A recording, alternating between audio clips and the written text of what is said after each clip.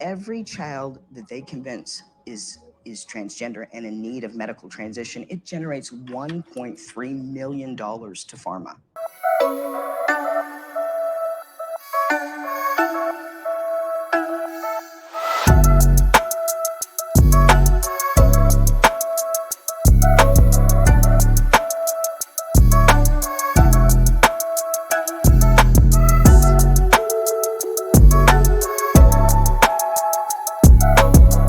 All right, welcome back to Real Talk Corners in the building. Got my co-host here, Bella. I was about to say Sabrina. Like, Bella, Sabrina, today she's Bella. Right. Why? Because we always got some shit to say. That's why we're back. And y'all saying this ain't mental health issues? Exactly. I still can't find an answer. Maybe I'm looking too close to home. We done went to Zimbabwe.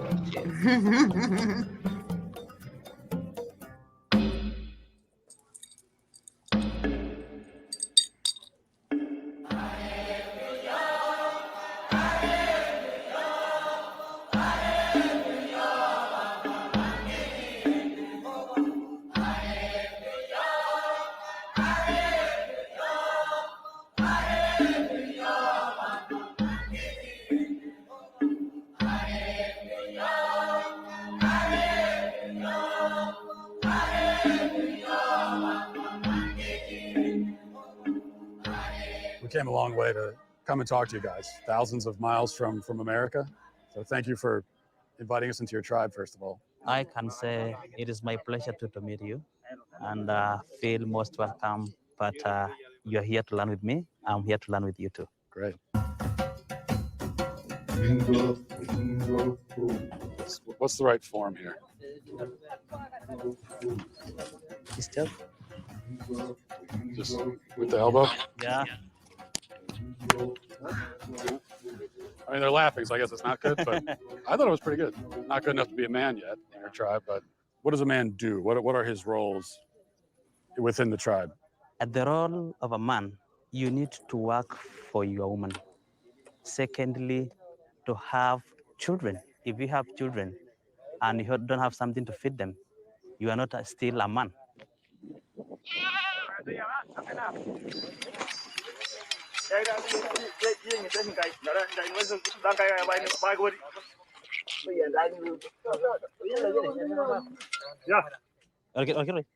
you go.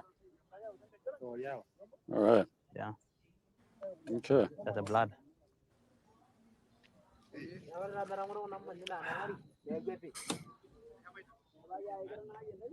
was the best raw kidney I've had in my life.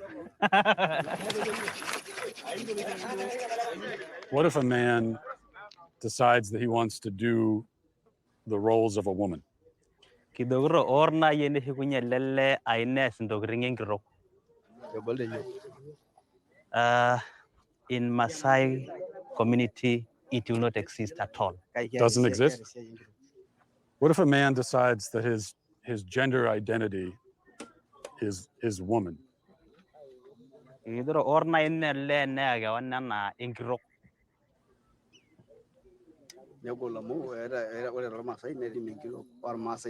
A woman has its own duty, and a man has its own duty, and a lady cannot do the duty of a man, and a man cannot do a duty of a woman. Can a man become a woman? No. No? No. What about a transgender? Okay. Transgender? No.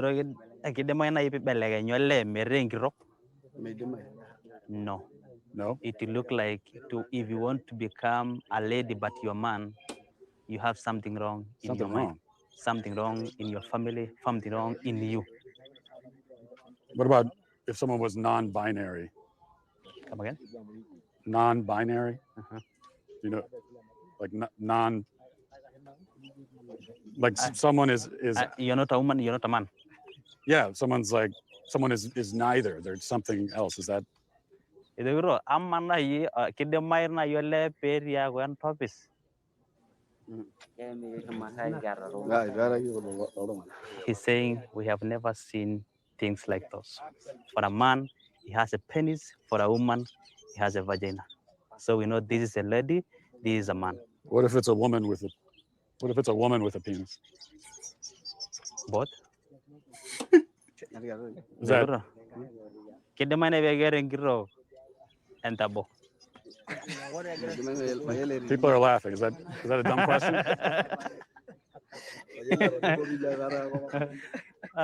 They're just laughing because they have never heard something like that. This is their first time to hear Never heard it before. a woman have a penis and she is a woman. In my country, I can't go a day without hearing it. We hear it every day. So in my country, sometimes you'll hear people say, a man will say that I'm a woman trapped in a man's body, and so they say that I have a woman trapped inside me. Iriana rokina idimolle ara ingro.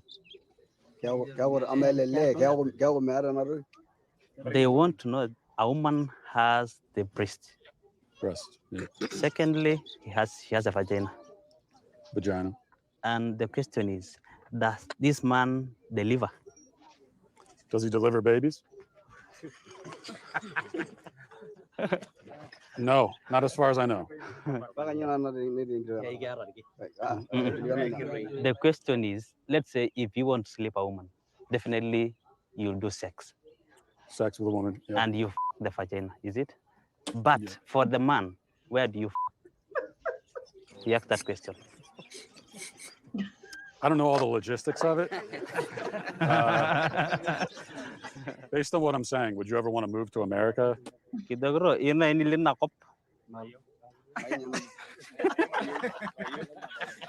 said no, never. What is a woman if you had to give it a definition?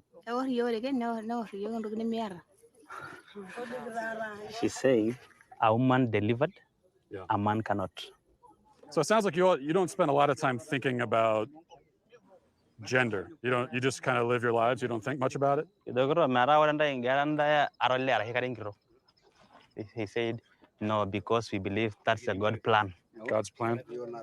He's saying that I'm shocked on what you are telling me. He's shocked. Yeah.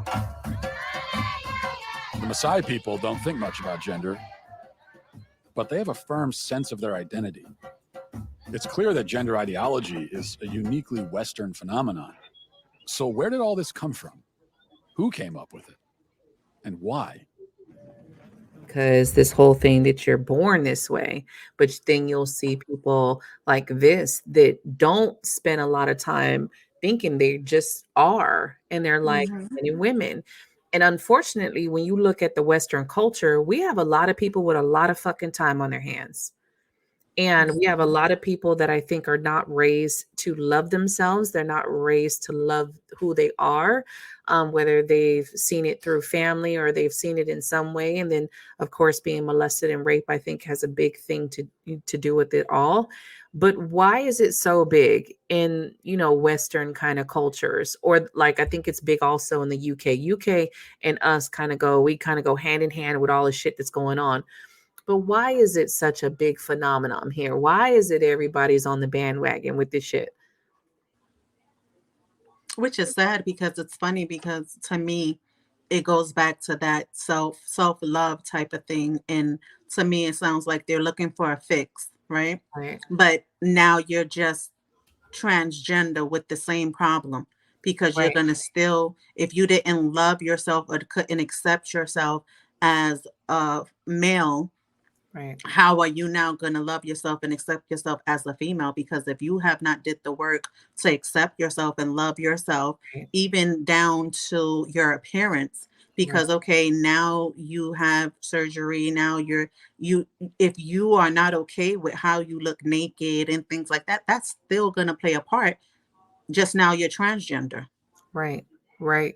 There was a story about this transgender woman went through all of the surgery, even got a job with the airline, was actually she was on a commercial with the airline of how their so open and welcoming to the transgender community, ended up taking her life not too long after that.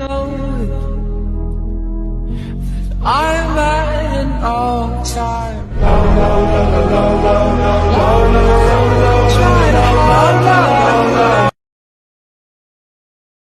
and it's like, because she was not happy. She did all of those things, but at the bottom line, the mental health was still a problem. Yeah, you got approved on these surgeries, and yeah, people are affirming who you are, but remember that's that seeking validation outside of ourselves, right? Which, of course, in Western civilization, we don't even fucking go there about validation or seeking validation. And I think a lot of therapists and psychologists need to go, why is this person needing for everybody else to affirm who they are? You got to understand who you are first. And that goes through proper treatment. Transgendered flight attendant Kaylee Scott gained fame after appearing in a United Airlines commercial. Well, Kaylee Scott has just been found dead on Monday in his Colorado home. He was only 25 years old. This is one of the biggest lies about the transgender, that somehow if you go through and you get recognition and you go through all of these steps, it's going to make you a more whole person. Again, this person had already received notoriety and attention. He appeared his transition story. I transitioned to a girl in a 2020 Trans Day of Visibility video, and then declared on Instagram all of these years later that he was planning on ending his life. You know, you're not going to, it's not a quick fix. You know, I've seen women who get crazy surgeries and they're still ugly as fuck inside. Exactly. Because those or surgeries even that.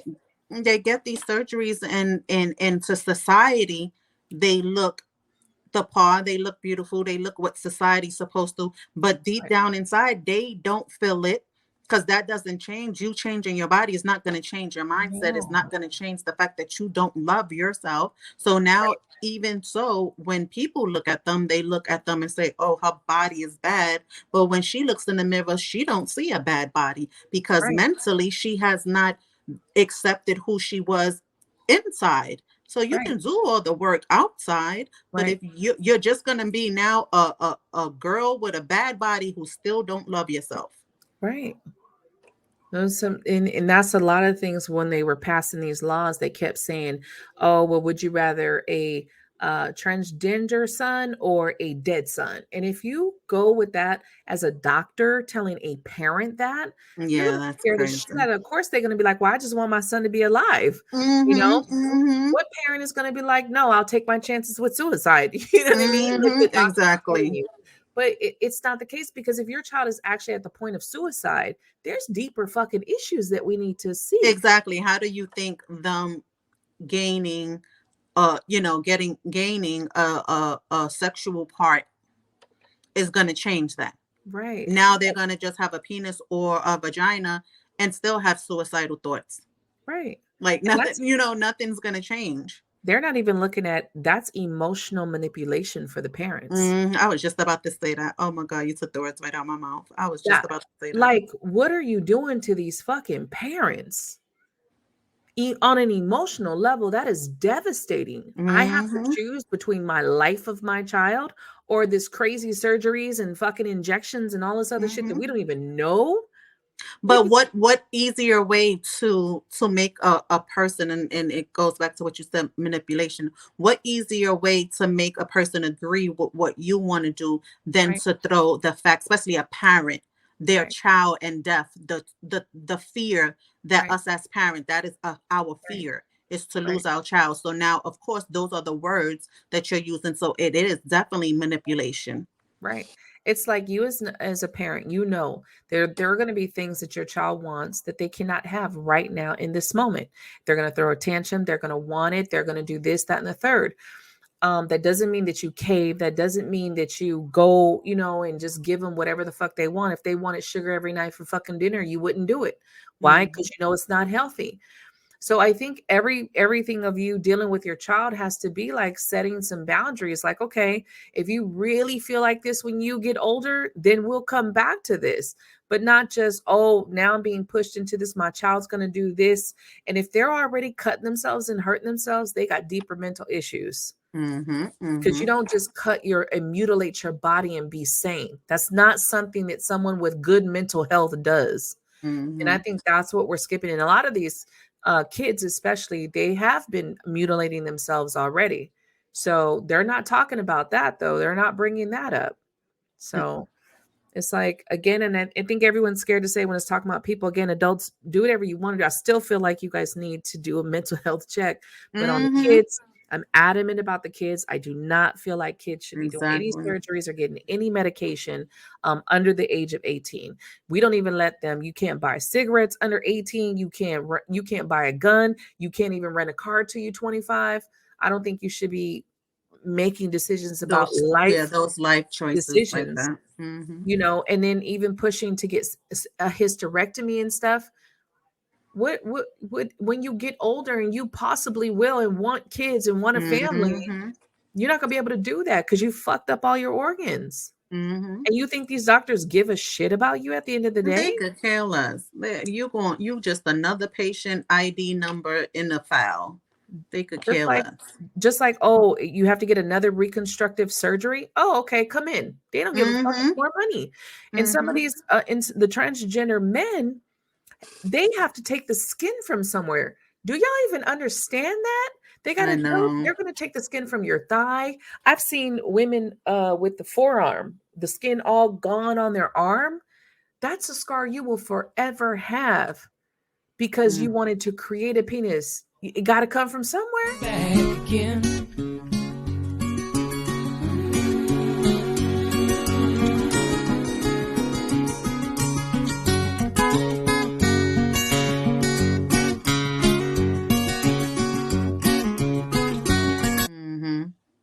You'll never have the semen that goes in it. It's not even guaranteed to work properly. You could lose your whole sex drive and never be able to use this penis that you're trying to construct. When you could have just been a lesbian and bought a dildo. I'm not understanding. You know, and still live the life you wanted to live and be happy. Right. And you know, because if you feel that's the life that you choose and is going to make you happy, you can still do that. Yeah. It's been really sad watching a lot of the detransitioner stories and how, you know, a lot of it is they don't have feeling, they can't have sex, they can't. And now that they're older, it's like now you want to have those experiences. When you were a kid, you weren't thinking about this shit. You weren't thinking of how that was going to affect you, that if you couldn't come, you didn't know what an orgasm fucking was. Exactly. But when you get to an adult and you start understanding what an orgasm is, and then all of a sudden all that's taken away from you, you don't get to experience that. How shitty is that to have to live with all that? That's a lot. After nearly 4 years of being on testosterone, I decided to detransition and accept my womanhood. My mental health improved exponentially. I'm no longer in therapy, nor even on mental health medication. I have not been suicidal or hospitalized since stopping testosterone. 3 years later, my menstrual cycle has still been irregular. I still have to shave my face daily, and I struggle with hormonal acne. I'm truly grateful I never got surgery because now I'm happily married and 28 weeks pregnant. But if I had gotten surgeries that I so desperately wanted as a teenager, that would have stolen this future from me. So I'm asking the board to create a rule that makes it unethical for doctors to prescribe these hormone treatments for people under the age of 18 and surgeries under the age of 21. Thank you.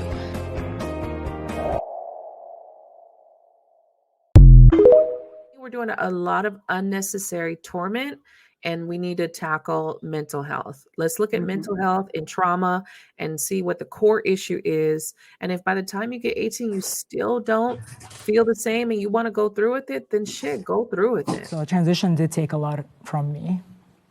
Must be really, really hard. Yeah. It's okay. Yeah. Can I ask you a question? Yeah, sure. If you had found the results that you desired in the beginning, would you feel differently than you do now? No, because I realized I just miss being a man, you know, I just miss being obsessed about sex and money. I don't want to do the whole emotional thing. And I'm talking about stereotypes, okay? So I regret it's just like now I'm a medical patient for life. Also having sex served back, it just reminds me that I lost all these years. I could have been having fun, whether it's chasers or I definitely have internalized homophobia. So internalized homophobia also pushed me into transition because I felt like chasers weren't good enough because I wanted to be a woman. I wanted to escape my homosexuality. But now I realize at the end of the day, I'm a gay man and I'm still living with internalized homophobia because therapists actually never helped me with that. I actually want to like speak to the parents and be like, what is your thought process when you're going through with this? And I know parents, you want to support your children, but when is it too far? When is it too far? Right. Crazy. Matt, I want to show this to you. You're a parent, right? Okay. It's perfectly normal for 10 years and up. Here's just one page I want you to see here. That's a book for a 10-year-old? For 10 and up, huh? It's unspeakable what these people have done to our children. When did that start? When was it decided that we need to start teaching kids about this stuff at such a young age? So I'll answer that with one word: Kinsey. Kinsey was a social reformer. He wanted to rid society of Judeo-Christian values when it came to sexuality. And he worked very hard to do that, and I would say he succeeded. Kinsey would be very happy with our culture today. His idea was that children are sexual from birth, that we're all inherently sexual creatures from cradle to grave. He believed that true happiness is found in a life of perverse sexual experimentation, no matter the age. What came out is that his research was fraudulent. Kinsey based his fraudulent conclusions on data he collected from convicted sex offenders and child molesters. His research was conducted in prisons, not everyday America. He also performed horrific sexual experiments on children, some under the age of 1. His most influential book, Sexual Behavior in the Human Male, contains an infamous chart called Table 34, which documents the orgasms of very young kids, including babies as young as 5 months old. But instead of suffering the consequences for his heinous actions, he was and still is celebrated by academia and Hollywood. His ideas form the foundation for sexual education in public schools today. How do we get from this to you can choose your own gender? Okay, well, now we have another very important character, and his name was John Money. John Money was a psychologist and professor at Johns Hopkins University. Gender ideology was his brainchild. In fact, he coined the terms gender identity and gender roles. And according to Money, babies are gender neutral at birth, and ultimately environment determines whether a person is a man or a woman. Money was telling the world about his theory that a boy could be raised as a girl and do just fine, and vice versa. And so Money tried out his theory on 2 young twin boys, the Reimer twins.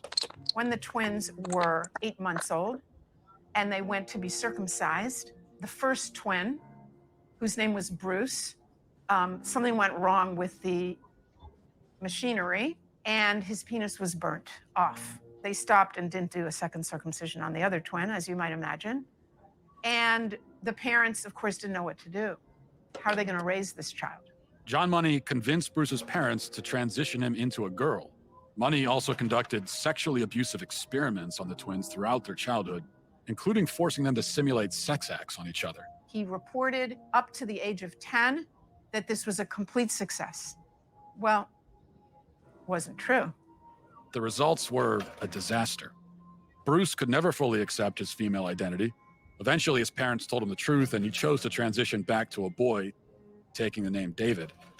As an adult, David spoke out about the abuse and the damage done to him by John Money. The girls would do their things with their Barbies and things like that, and that wouldn't interest me.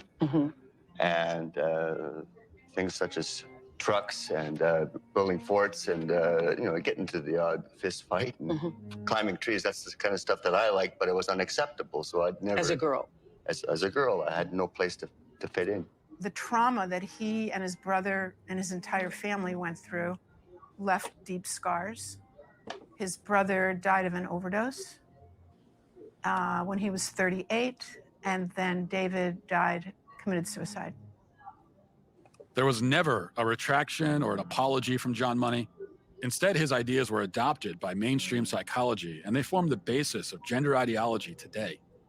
Why don't more people know about John Money and Alfred Kinsey? Evidently, there are forces that don't want this information out.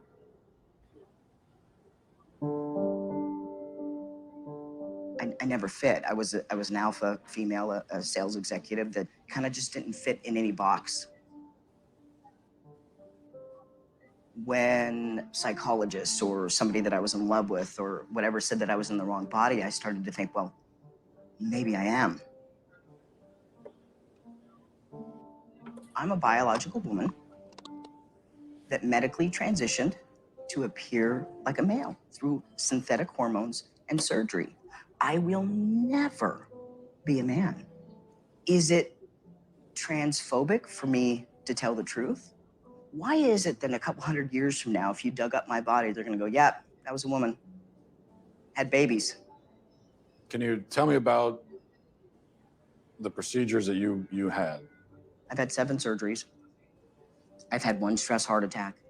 I've had a helicopter life ride with a pulmonary embolism. I've had 17 rounds of antibiotics. I had 6 inches of hair on the inside of my urethra for 17 months. Nobody would help me, including the doctor that did this to me because I lost my insurance. I get infections every 3 to 4 months. I'm probably not gonna live very long. Was there any real discussion of the risks and the side effects? And No, there's not. And I know that people want to think that there is, but there's not. The truth is that medical transition is experimental. We have studies that said that medical transition helps mental health with kids. They've all been retracted, modified, changed. But the only long-term study tells us 7 to 10 years is when transgender people are the most suicidal. After? After surgery. But that's transphobic to say. For the first time in history, a marginalized group has a huge dollar sign on the top of their head. We have 5 children's hospitals in the United States promoting that. And what? That's a phalloplasty. That's a bottom surgery. We have 5 children's hospitals in the United States telling girls that they can be boys at $70,000 a pop in a surgery that has a 67% complication rate. That will kill me from infection, that I can't sue on. We're butchering a generation of children because nobody's willing to talk about anything. I have 3 kids. At the age that they're doing this to kids, I'm not transphobic. I love my kids, and I love other people's kids, and you should too. This is wrong on so many levels. Can kids consent? Do you think kids are capable of consenting to this? No, they're not. Being a parent is loving the hell out of your kids and helping them see around corners.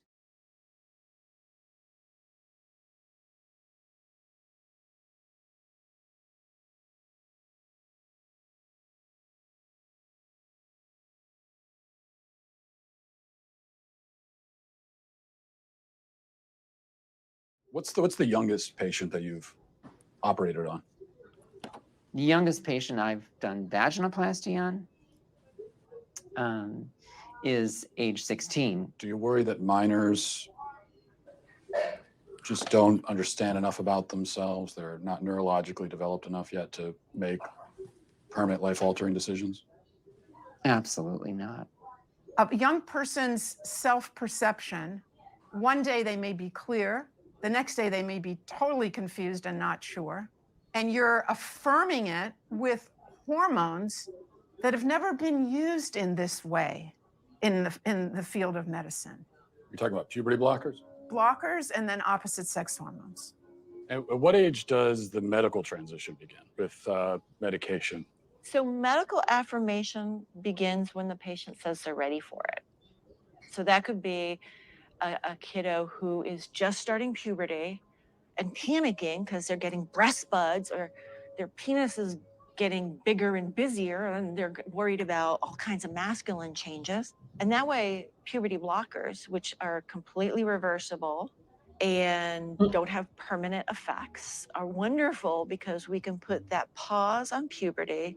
Just like if you were listening to music, you put the pause on and we stop the blockers and puberty would go right back to where it was. The next note in the song just delayed that period of time.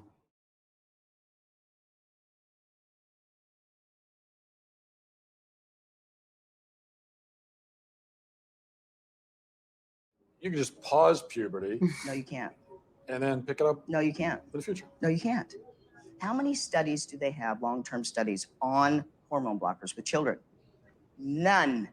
I just spoke a month or two ago with a mother whose 14-year-old daughter was put on blockers.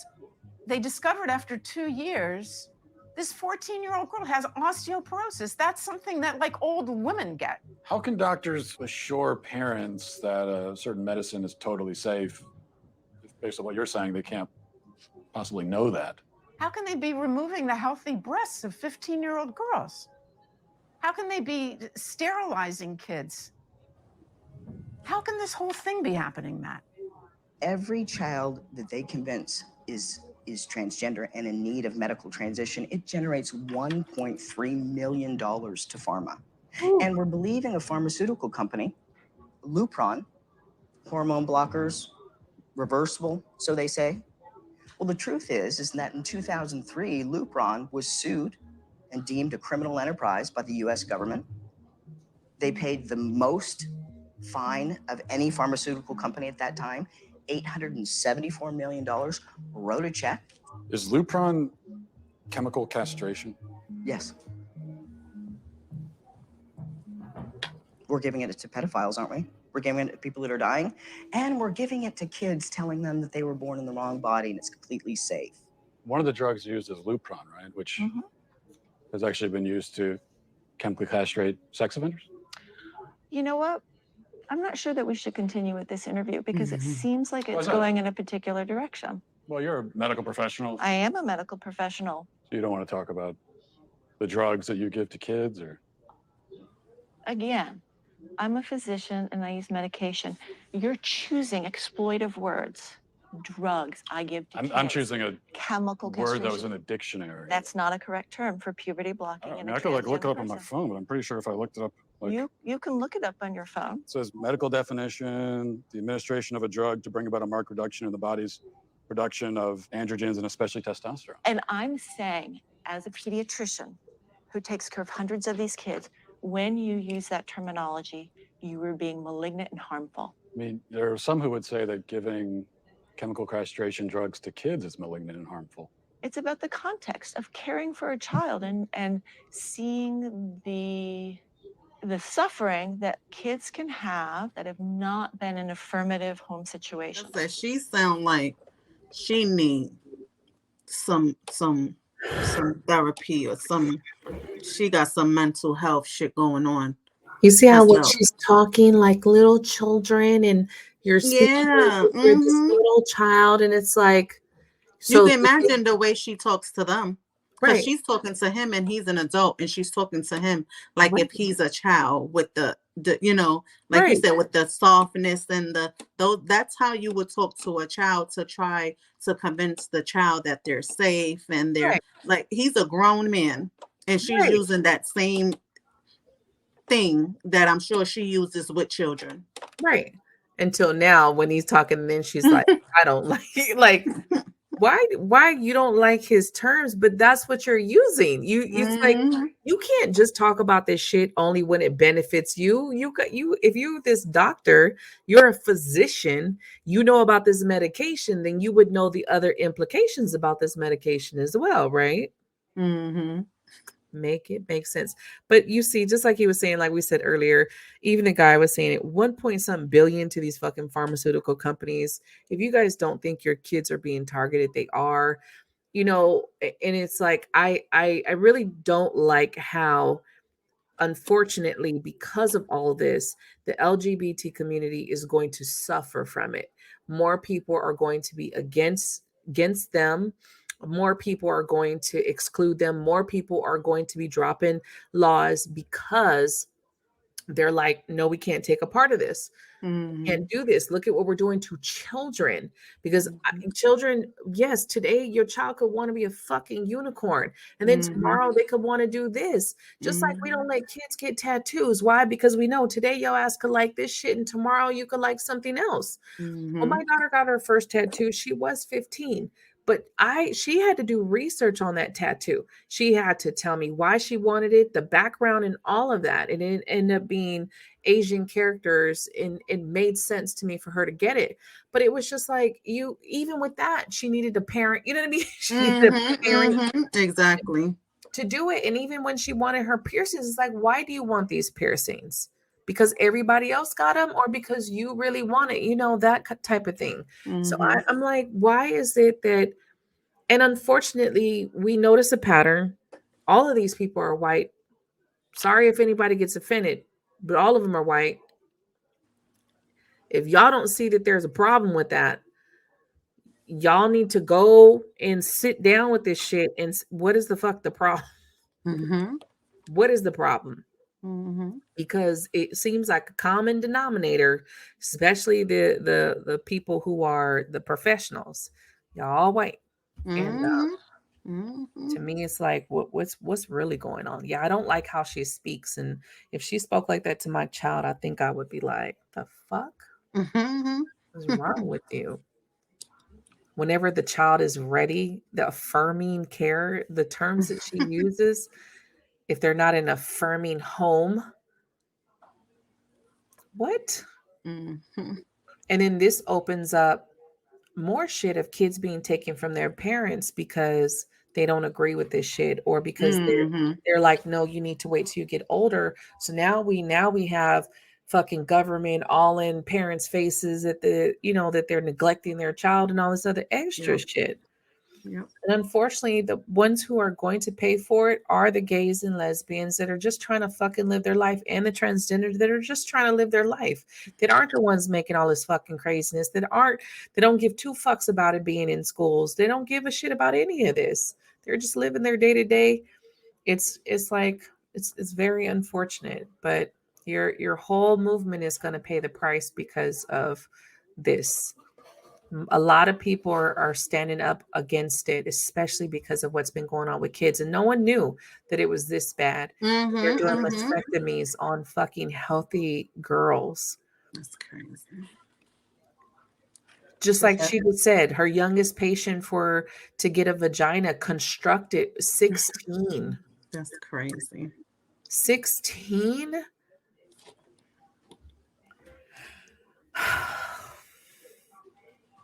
It saddens me that, like, how many people are so gullible to think that these doctors and the pharmaceutical companies and your insurance give a fuck about you in that way. When have they ever cared about anybody's health in that way? I was just about to say that, like, you were so quick to put your babies, because I don't care how old your children are, they always your babies, in the hands of these type of people who don't have the best interests of the child. That's not why they're doing this. They have other motives. It's not the best child. You as the parent, you're gonna always have the best interests of your child. Right. It's not like you have to think about these things before you just say, sure, let's run off with this ideology. And it comes from these crazy ass people who put this shit out there. And there's a whole story you actually could go see about the guy who's a twin where there's a whole story about that and how that happened. And that doctor was actually molesting them. He talks about it, in his story. He talks about how he was molesting them and doing shit to them. And the parents never knew. They were just trusting this fucking doctor. And he had these sessions with them without, like, the parents weren't there. He insisted on having these little private sessions with their kids. I just feel like, I know that you want to trust these people out here, but you have got to protect your child. No, you don't need to see my child without me. No, you don't need to have a visit without me present in this room. No, I'm not stepping out because you want to do a check on them. No, I'm right here. And I think that is something that parents just have to be more adamant about. And we got to keep saying hell to the motherfucking no. Just because you claim to be a doctor, you claim to be a professional, does not mean that you have the best interests of my child at hand.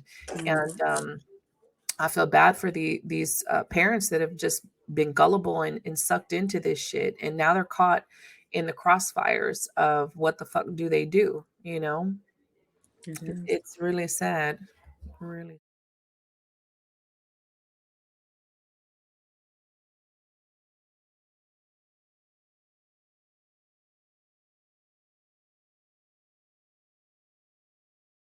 Minutes. All right, y'all. Drop us a comment. Let us know how you think or what you feel about this shit. We want to know what you guys think about this, because this shit is crazy. What is a woman? Drop it in the comments. Let us know. What is a woman? Bye.